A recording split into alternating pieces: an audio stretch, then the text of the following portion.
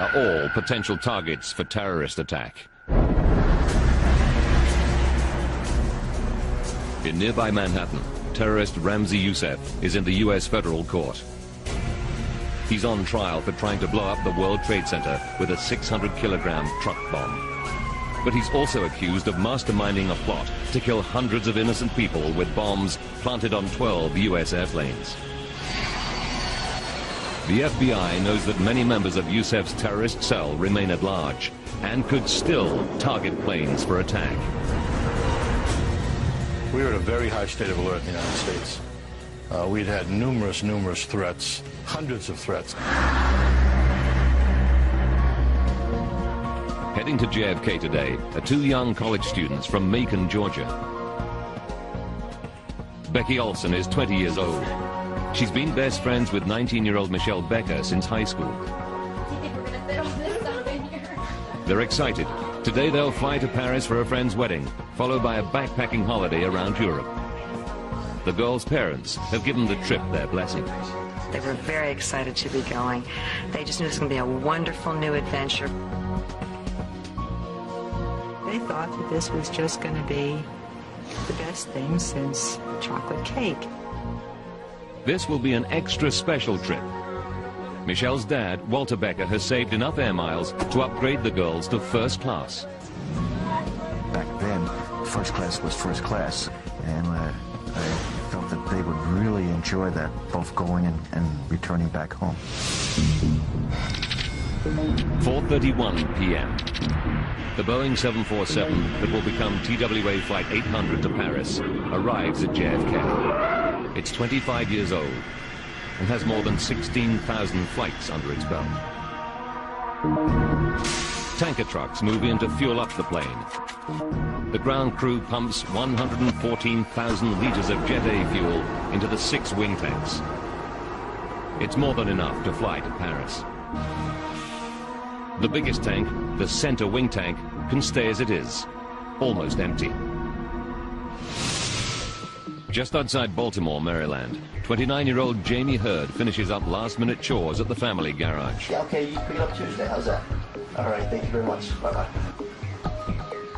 Since joining 2 years ago, Jamie has computerized the office for his dad, Jim. You know, he kind of brought us into the present age, back from the dark ages. Jamie is flying to Paris to hook up with his girlfriend, Hope, who's in France on an exchange visit. It's his first flight to Europe.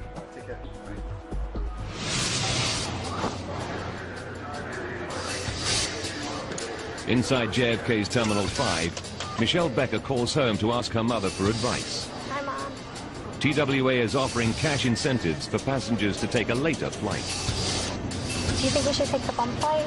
Because I think we can get some money. What do you think? It's a tough dilemma.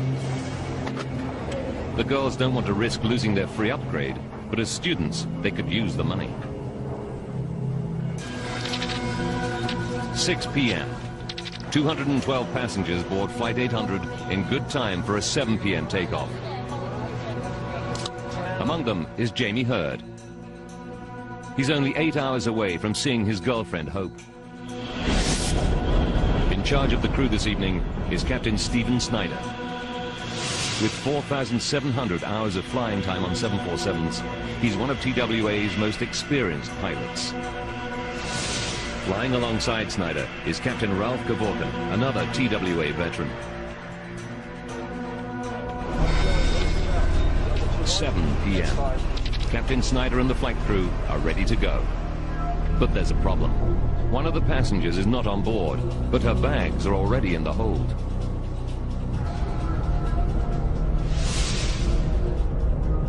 In 1988, Pan Am 103 exploded in mid-air over the town of Lockerbie in Scotland, killing 270 people. Terrorists checked a bag containing a bomb into the hold, but didn't board the plane. Since then, planes cannot take off with a bag in the hold if the passenger who checked it is not on board.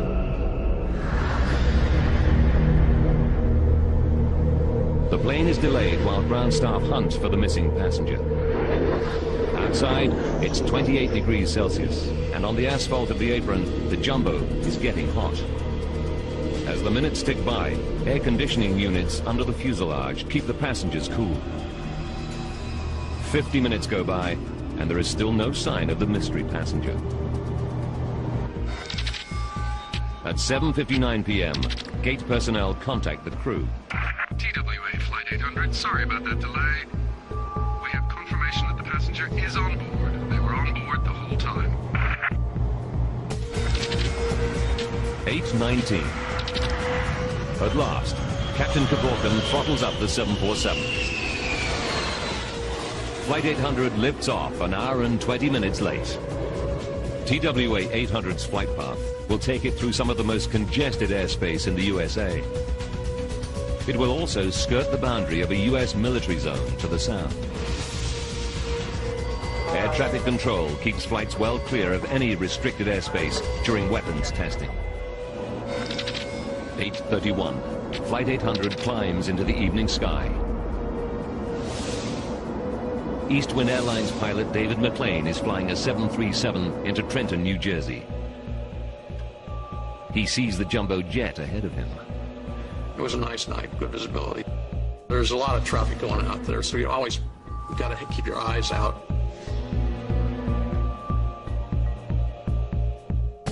Air traffic control clears Flight 800 to climb to its next level. TWA 800, heavy turn left heading 050, vector climbing around traffic. Climb to 15,000. Crew and passengers settle in for the flight. Then, suddenly...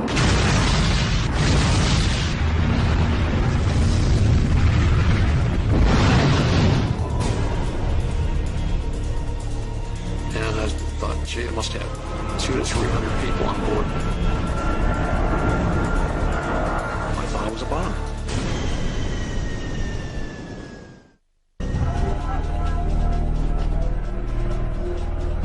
At air traffic control, Flight 800 suddenly disappears off radar screens.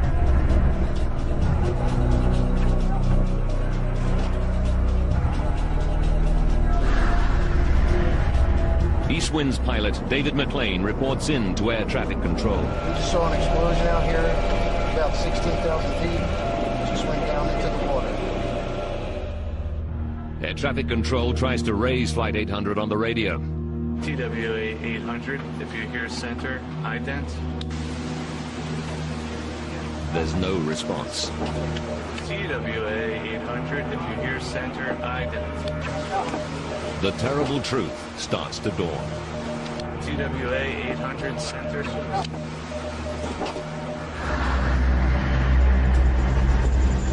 Thousands of meters below, a helicopter from the Air National Guard flying on a training mission is caught beneath the blast.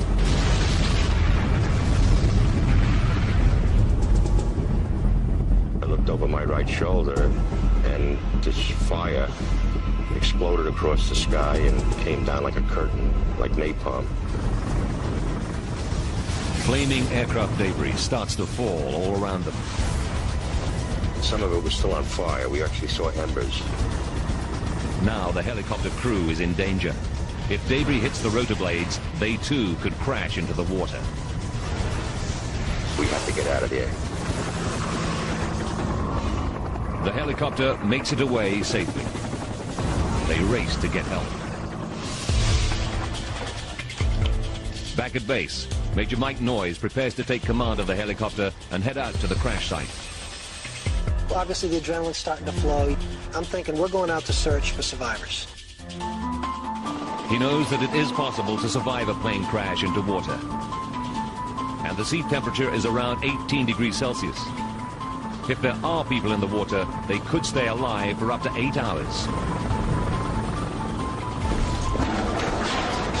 The Coast Guard at East Mauritius, Long Island, gets the word that a plane has gone down.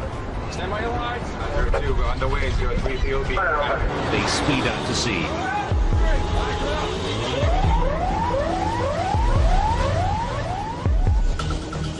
First on the scene is the Air National Guard rescue helicopter. The sea below them is on fire. Picture a campfire that's a quarter or a half mile long, but the flames are, oh, I don't know, they're at least 10 feet high.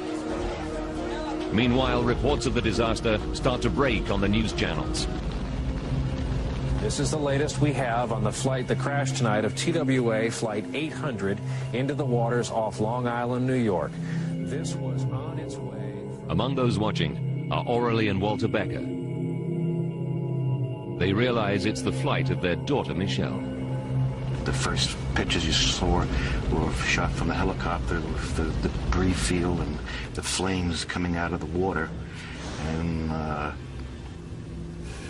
I said, oh my God.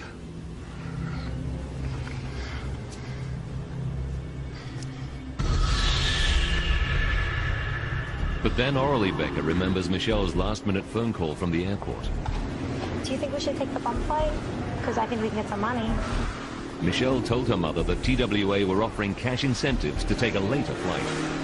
Aurelie recalls with horror that she advised Michelle and her friend Becky to stay on Flight 800. Now she prays that the girls ignored her advice. I said, I wonder if they ever really got on the flight. Maybe they did take a jump seat and they aren't on it. Aurelie calls Becky's parents. She speaks to Becky's father, Donald Olson. Hey, Aurelie, what's up?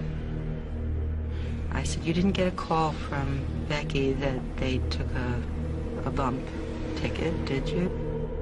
Donald says no. The girls didn't call.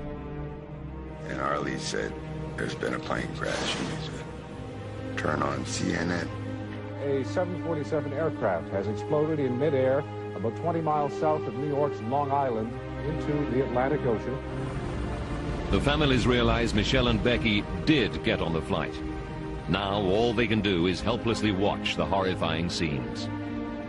But they still hope that their girls may have survived the crash. You know, you talk to each other and you hold each other and you cry and you say, well, you know, the girls were very athletic. They were good swimmers. The search and rescue, we know, is a nightmare. They are looking for people who survived this. I just told Becky to swim hard. All night long. Families all over the United States and beyond endure a waking nightmare. Their only hope that somewhere in the darkened water, their loved ones cling on to life, long enough to be rescued.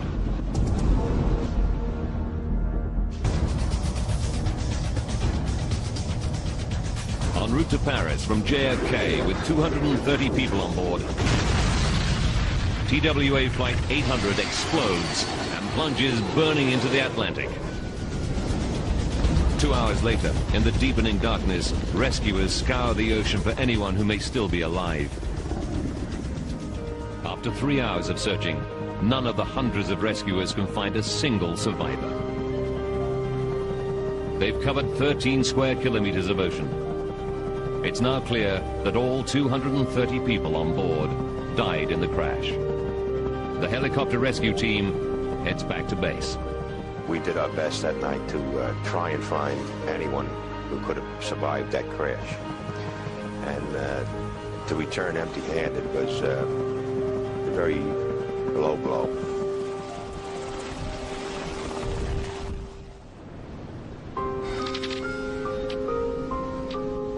A.m. The sun rises on an ocean littered with the remains of Flight 800. Boat crews bring pieces of wreckage to the Coast Guard station at East Mauritius. Rescuers have recovered 73 bodies, but no survivors. Jamie Hurd's father, Jim, realizes that any hope his 29-year-old son made it through alive is gone. It's not a good time in your life. You know, you're just really thinking about one thing. And to me, the one thing was that I was going to go get you, Amy, and bring you home.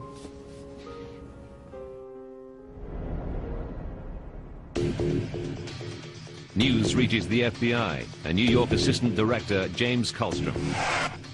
Kallstrom immediately suspects the crash was no accident. My gut told me that this was probably an intervention by some criminal, some terrorist. Less than 12 hours after Flight 800 plunged burning into the water, investigators surveyed the impact site. Even hardened law officers like Kullstrom are shocked by the destruction. I'll never forget the scene of miles, seemed like miles of debris. Pilots who were near the jet when it exploded tell FBI agents that the blast came out of the blue. But witnesses on the ground report something highly suspicious. We had 50, 60 people that had called in and said, I saw things in the sky. Some described them as ascending towards this fireball. Over time, 258 people tell the FBI they saw something streaking through the sky at the moment the 747 was lost. I followed the streak of light, red-orange in color, moving from my left center to my further left. 2 people even caught an image on camera. One photo shows a mysterious trail in the sky. The other appears to show an object shaped like a missile. Kullstrom faces a horrifying possibility.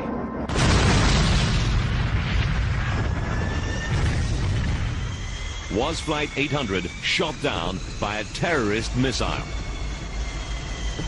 Such an attack just a few kilometers off the US mainland would represent a new escalation of the terror threat facing America and the West.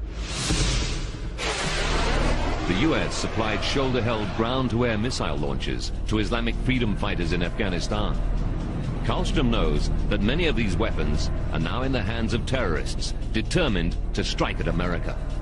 But the launches only have a range of 8 kilometers.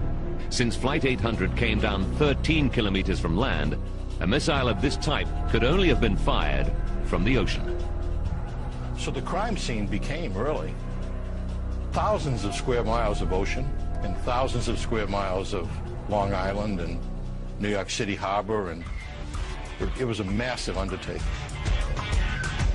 Now, by rewinding the events and going deep into the investigation, we can reveal what really happened to Flight 800. Advanced computer simulation will take us where no camera can go, into the heart of the disaster zone. Agents interview 670 eyewitnesses. They painstakingly check the movements of 20,000 craft in the area. They seize stolen and abandoned boats and run forensic tests on them. But they can't find any promising leads. Then the missile theory takes a new and astonishing turn. Stories and rumors begin to circulate on the internet and in the press. They make an extraordinary allegation that TWA Flight 800 was shot down not by terrorists, but in a terrible accident by the US military.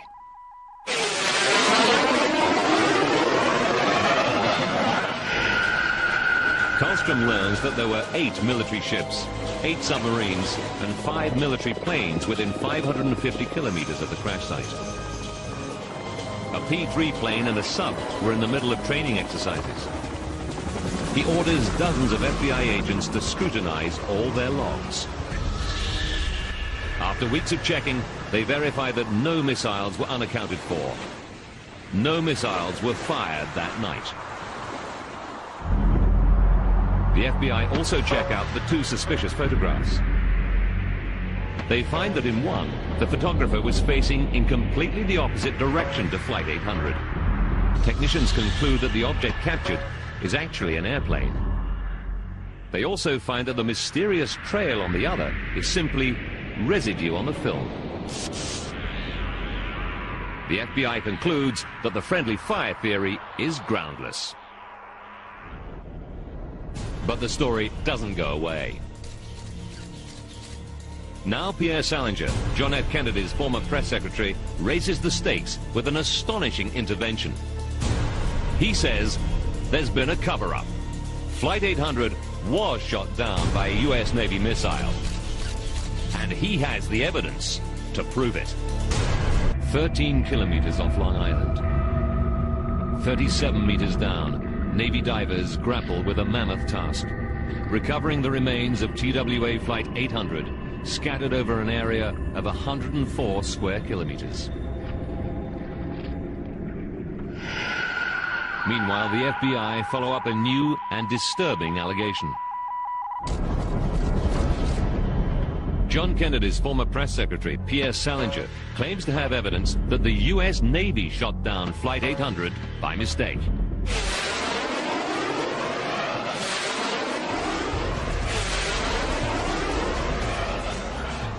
We have now reached the point where we are totally sure that what we are saying is true.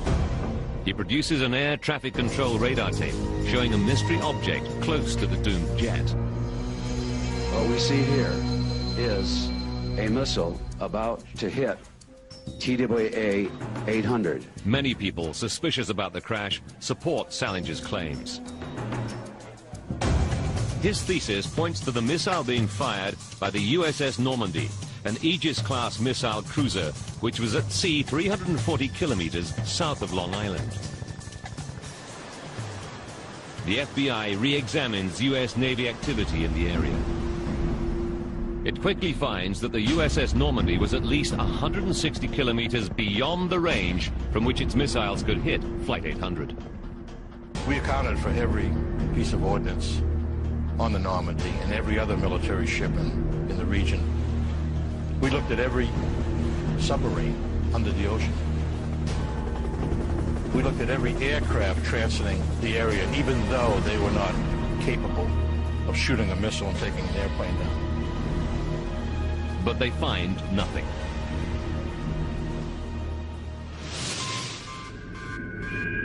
Scientists analyze the radar tape. They discover the traces are just interference. It's a well-known phenomenon called radar ghosting. They are simply duplicate images of Jet Express Flight 18 flying nearby.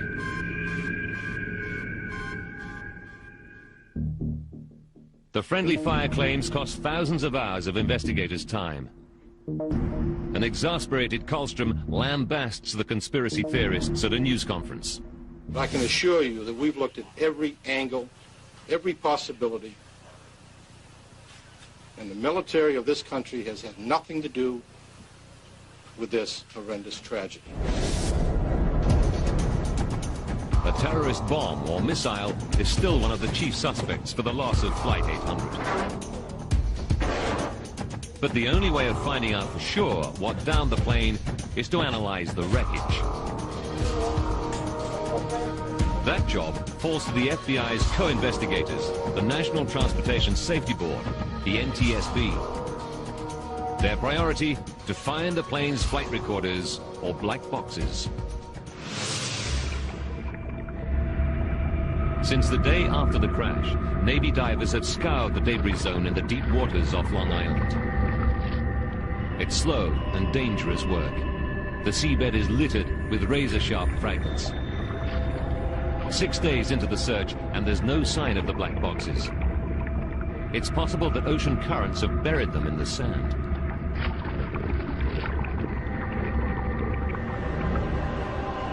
Then, on day 7, a diver spots something. A flash of orange. The cockpit voice recorder. That's it. You see the beacon right on it? You want to take a picture of it? Right. It's the cockpit voice recorder.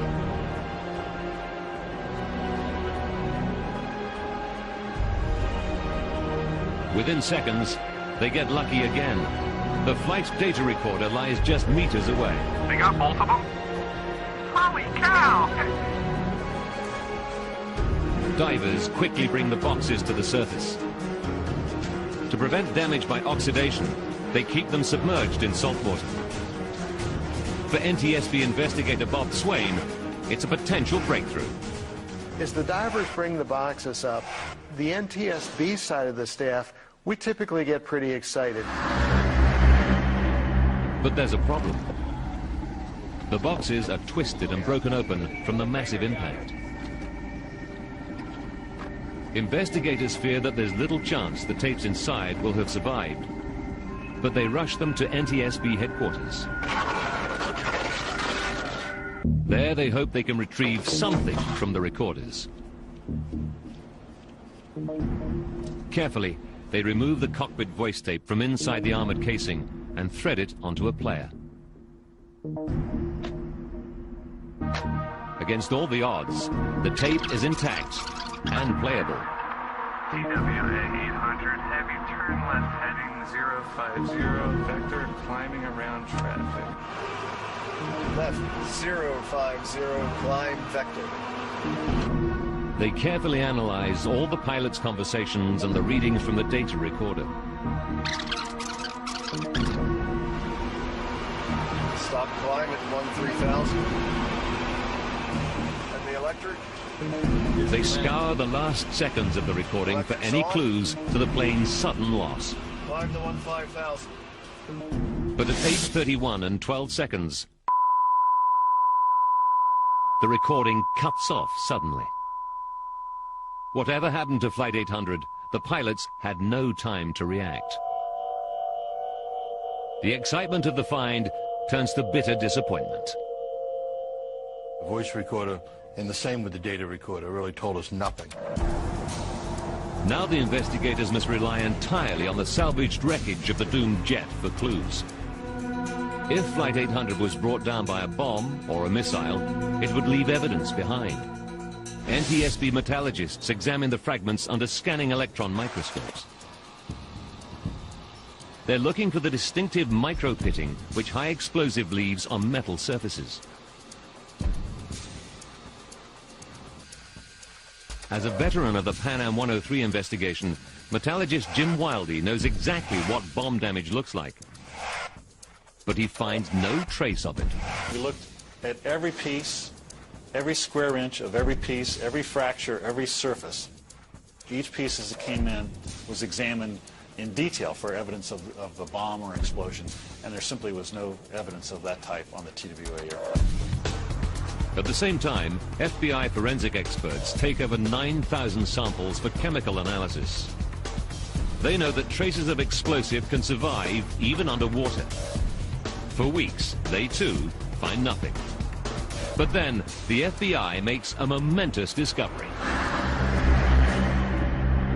Microscopic explosive traces of unknown origin have been found relating to TWA Flight 800. I got a call from our chief forensic chemist at the site who had found some minute traces of RDX and PETN, which are two chemicals that are in plastic explosive.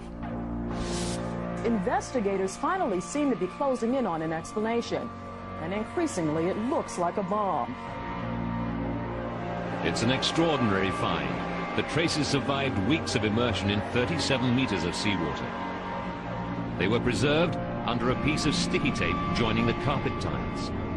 It's compelling evidence for a terrorist bomb on board Flight 800. But Karlstrom is skeptical. It made no sense. I mean, the initial reaction was, wow, but the facts made no sense. The flooring that was recovered, there was no sign of an explosion.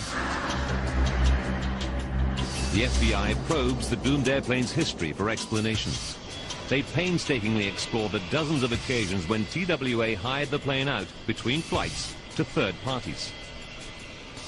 Then, agents make a critical discovery. Just 1 month before the crash, police in St. Louis hired the plane to train sniffer dogs. The police dog handlers tell the FBI they used RDX and PETN, the exact same substances found in the wreckage of Flight 800. And they also revealed that one of the training aids was cracked and may have leaked tiny amounts of explosives material. The bomb traces are real, but they are not the cause of the crash. The criminal investigation hits a brick wall. 6 months after the disaster, the FBI has found no evidence of a missile strike or terrorist bomb. Now the NTSB focuses on catastrophic mechanical failure as the likely cause of the crash. In the hangar at Calverton, New York, Jim Wildey and his team start to reassemble the 747 from almost 1 million pieces of debris. It takes them 3 months to complete the center section.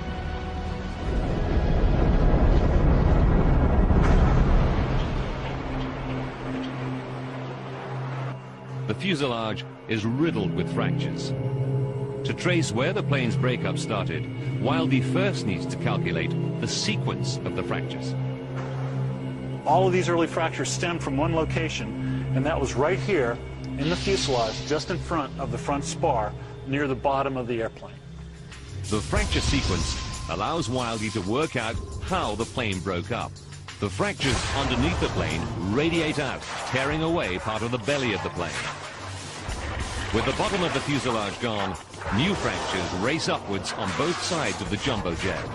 When they meet, the nose is torn away from the rest of the plane.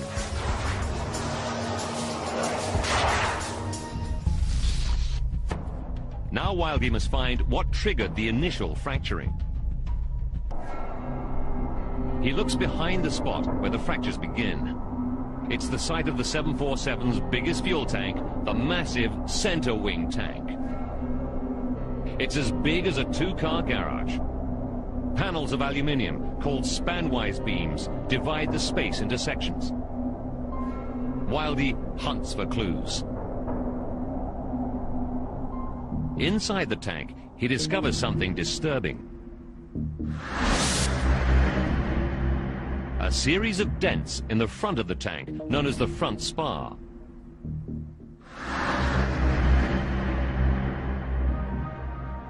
It's an extraordinary discovery. Wildey believes the dents were caused by spanwise beams slamming into it. The most likely scenario for the damage? An explosion inside the tank. This impact damage, it fractured, it buckled, and it damaged these stiffeners and started the breakup of the front spar, and then the continued breakup of the airplane from this point. Wildey's convinced an explosion in the center wing tank must have been the fatal trigger for the plane's breakup. The obvious culprit for such a blast, jet fuel. Investigators examine the fueling records at JFK. They find that the ground crew left Flight 800's center wing tank almost empty, with just 190 liters of Jet A fuel in it. That's just a puddle in the bottom. It seems a small amount of fuel to cause such extensive damage. But Wildey knows that Jet A fuel has unusual properties, as this footage, taken at Federal Aviation Authority testing labs, shows. In its liquid state, Jet A fuel is not highly flammable. But when it's enclosed in a tank and heated up, it vaporizes, becoming easy to ignite.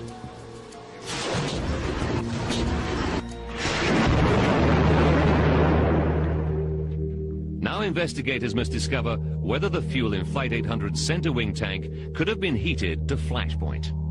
They know that right underneath the center wing tank lie the plane's air conditioning packs. They produce cool, breathable cabin air using hot air taken from the jet engines. So we have this extremely hot air, hot enough to cook a chicken, within inches of the bottom of the tank itself. Investigators calculate that the flash point of the fuel in the center wing tank would be remarkably low, just 35.8 degrees Celsius. Could the air conditioners have heated the fuel enough to reach this critical temperature? To find out, NTSB and FAA scientists mount an audacious experiment to restage Flight 800. They fill the center wing tank of a 747 with 189 liters of Jet A fuel and fit it with 90 temperature sensors. The plane sits on the tarmac with the air conditioning on for 2 hours and 45 minutes. Then the 747 takes off. It follows the same ascent profile as Flight 800. It's a calculated risk, but no greater than thousands of planes undergo every day. 12 minutes later, it reaches 4,200 meters, the point at which TWA 800 exploded.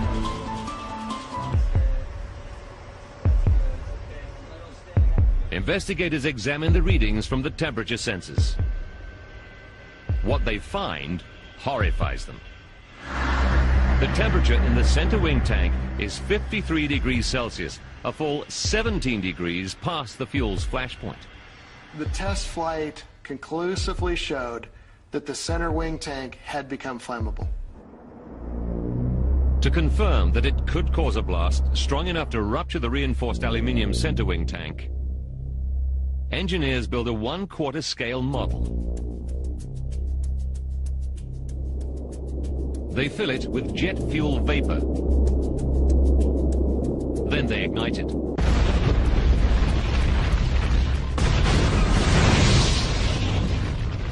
The force of the blast is more than enough to rupture the tank. The tests were able to show the pressures that could develop in the tank to the point that it would burst. But investigators are mystified about what might have ignited the fuel vapor. They know there were 7 in-flight fuel tank explosions in the previous 33 years. All were triggered by dramatic events such as lightning strikes, sabotage, or even an engine falling off. Bob Swaim investigates these and dozens more potential ignition sources. He concludes that the ignition source must be something electrical inside the fuel tank. As we ruled out numerous potential ignition sources, what we came back to again and again was the wiring and the fuel quantity indication system. Wires run from the cockpit to fuel probes inside the center wing tank. The wiring crosses near the top of the fuel tank, routed to the terminal block, as you see here. Swaim studies the terminal block. He discovers that it has dangerously sharp edges. And it was sharp and hard enough that it could cut through the insulation of the wiring. Swaim suspects there may well have been an exposed wire in the fuel tank. That could create a dangerous spark.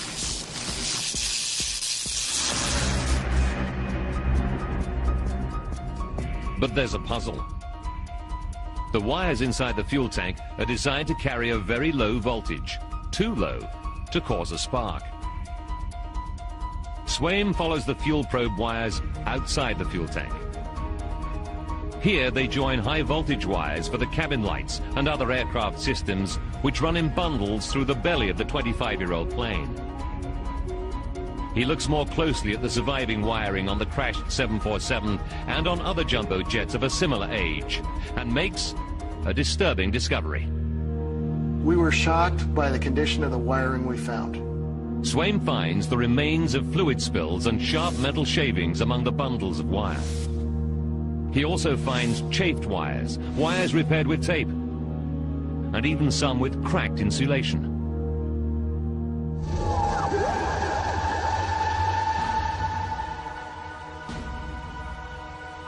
He concludes that the poor state of wiring on older 747s could allow high voltage electricity to jump into the fuel tank wires. It could then pass into the fuel tank, causing a short circuit. The resulting spark would ignite the fuel vapor.